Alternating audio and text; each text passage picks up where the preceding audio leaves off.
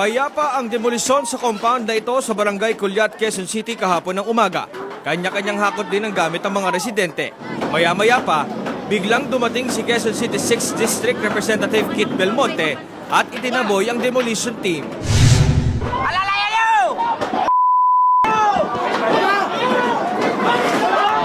Ilang beses na sinabing inaayos ko yung BLN dito at saka ng NHS. Diba?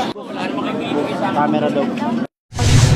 Iniutos pa ng kongresista na umalis ang mga pulis. Labas ang mga...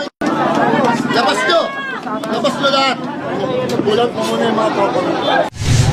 80 hanggang 100 pamilya ang apektado ng demolisyon. Kaya apela ng kongresista, bigyan pa ng kaunting oras ang lokal na pamahalaan para maiayos ang relokasyon ng mga ito. Ilang oras, tinangka muling pasukin ng demolition team ang compound. Pero nakagirian lang nila ang mga residente. Bigyan po kami ng relokasyon. Maging si Belmonte, sumama sa barikada. Teka! Huwag yung sasaktan si Sheriff. Huwag yung sasaktan si Sheriff. Huwag kang manuhon.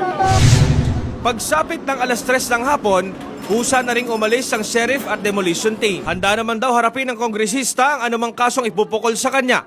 Pero nagawa lang daw niya ito para maiwasan ang gulo. Umaaksyon, Jeff Caparas, News 5. Be sure to come back.